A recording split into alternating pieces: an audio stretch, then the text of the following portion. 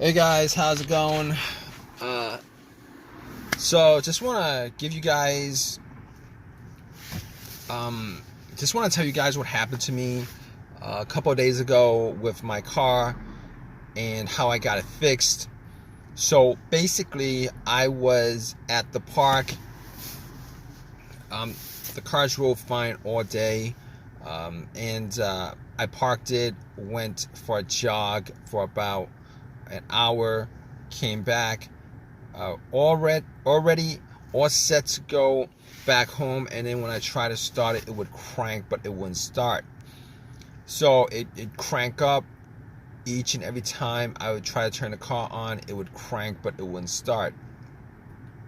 So basically, um, I thought originally it might have been the battery that was causing it, but I remember I changed the battery up about 6 months ago.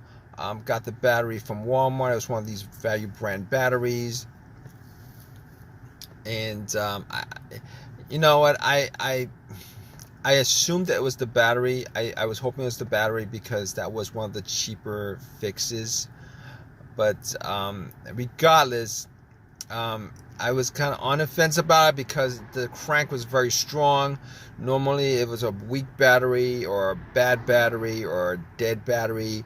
That would be a kind of like a slow crank, a low crank, a slow crank, or it wouldn't start off.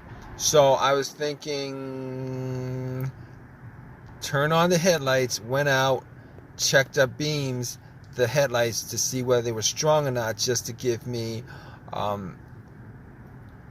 just to see where the batteries were at. So I went out, checked the headlights. The headlights were very, very strong, and at that point, I was thinking it probably wasn't a battery. So I popped the hood and looked at the battery just to see, because I thought that was the main reason for it. Terminals were a little bit corroded, and I remember last time I really didn't clean the terminals at all. There was a little bit of debris on the inside, whitish stuff, and I pretty much had a can of Coke in the car, poured it on the terminals, had it fizz up, oxidized, and took some napkins to clean it, and popped it back in. They weren't loose, but they weren't super tight as far as the terminal is concerned. I was able to pop them out, pop them in, and I was hoping that would resolve the issue. Went back, tried to start it, it would crank again, it wouldn't start. At that point, I was pretty sure it probably was not the battery, but seeing as how I had a booster pack on me that I bought 6 months ago when I had that issue with the battery, and I haven't used it since. It was about 80% charged. Popped it on. Just want to just get the battery out of the way as far as it being the cause of it. I was hoping it would crank. It was hoping it would turn over. It did the same thing. It cranked. It wouldn't turn over. So at that point, I ruled out the battery being the cause of it. While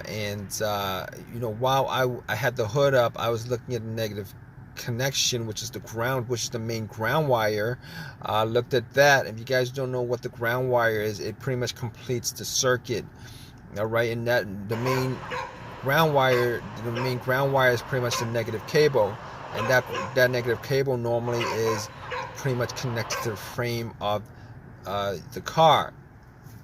So I checked that out, and it didn't look like it was that bad. It had some rust on it, but I didn't think it was that bad. Everything was connected well, and at that point, I pretty much ruled out the ground wire.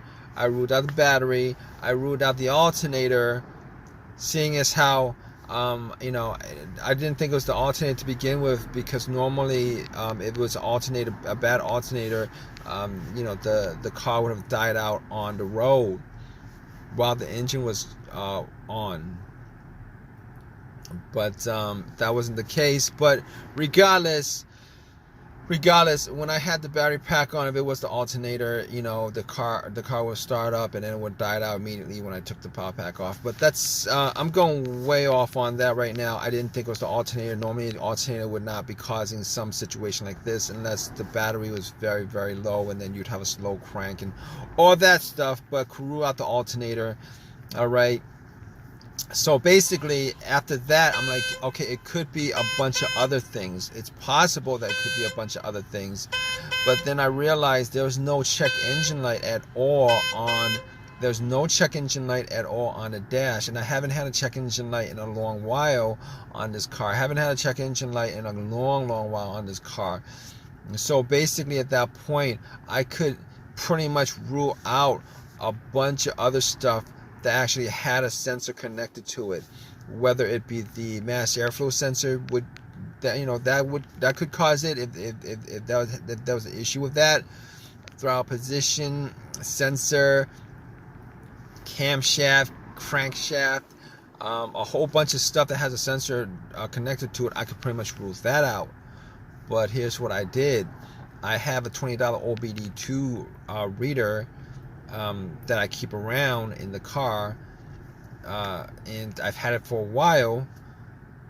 Okay, so in this situation, I was thinking, let's analyze this. Let's pretty much deduct what we need to deduct as far as causes of this, deductive reasoning as far as the causes of this. I'm like, there's a chance it might be the car's computer having issues for whatever reason. It's not connecting with the car itself. And I gotta rule that out. So I put the OBD2. And I know the OBD2 is normally not gonna tell me without a check engine light. Normally it's not gonna read anything. Well, it's gonna analyze everything and it's gonna put out readout, but it's not gonna tell you. Anyway, I put in the OBD2 and it scanned all the way through, gave me a readout. At that point, when it gave me a readout, I knew that there was no issues with any kind of communication issue with the car's ECU, the car's computer to the car itself, and obviously it came up with there's no codes whatsoever. Everything looked good. So just from doing that, I could rule out the car's computer being the issue. I could rule out any single sensor every single sensor that may that may be causing this. I could anything that had a sensor that could be causing it, that the OBD2 scanner could read. I could rule all those things out. So at that point, I was stuck with a couple of things. One of those things could be either a fuse, a relay, fuel pump filter, maybe the ignition switch, maybe the ignition cylinder. But here's the thing. All right. Okay. So I got to the fuse box. Okay. We're going down the list of things to look for. I go down to I get to the fuse box and checked out all the fuses to make sure there were no blown fuse. I did not have a fuse tester on me, so I tried to smell to see whether there was any kind of smell, any kind of burnt fuse, burnt smell, whatever. There was nothing like that. So I could kind of rule all of that out. Not that I mean, there's possible that there's a blown fuse and I wasn't able to spot it, but normally you would use a fuse tester for that. So basically, we're left with relays, and the fuel pump as major failures that could be causing this issue. So I was looking, before I even went there, I forgot to say that another test I did was. Originally, I thought it might be maybe a fuel pump issue or something like that. So what I did was I sat in my car, had the car all the way off, and what I was trying to do was I was trying to trying to hear the fuel pump going off, the fuel pump priming. All right, so normally the best way to do that is if you had another person right next to where the fuel cap is. You take the fuel cap off where you put gas in, and you would listen while somebody turns the car to the on position. Now, I didn't have, it was just me, so I sat in my car with everything off, turn it to the on position, try to hear, listen for some kind of whizzing sound, motorized whizzing sound, and see if I could pick anything up.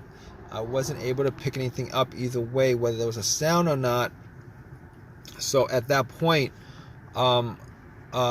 couldn't figure out exactly whether it was the fuel pump that was the issue. So obviously got to the relays, and you know, didn't notice anything different with the relays. So I actually, you know, just to test out the relay to see whether the relay might have had issues or something like that, I actually swapped another relay for that relay. I swapped it, you know. So when I swapped it, got back in the car, turned on, boom. When you know it, it actually cranked. It turned over. So at that point, I could, you know, rule out everything else, because that was the issue that was keeping the car from turning over. At that point, I knew it was the relay. All right, if it didn't turn over, it might have been something else, probably the fuel pump or whatever. Could be, you know, probably the fuel pump. But anyway, just to tell you how I fixed it, you know, went to AutoZone, got another relay, swapped it out, and haven't had an issue, haven't had a crank no start issue since. It turns over just fine. And you know, ever since that happened a couple of days ago, car's been driving fine. It's been turning over fine. It's been cranking over fine. Had no issues with it. So if you guys are in this situation, you know, you guys want to know, try to figure out what's causing that situation, what you guys you know, just go down the list of what I went through on this video, as far as just eliminating stuff that could be causing it. There's a good chance that, you know, your problem could be caused by one of those you know, one of those things. But in any case, hope you guys enjoyed this video. If you guys have any comments, please leave a comment in the comment section. Please subscribe. Please give me a thumbs up. I really appreciate it. Hope this has helped you guys out. All right, guys, take care.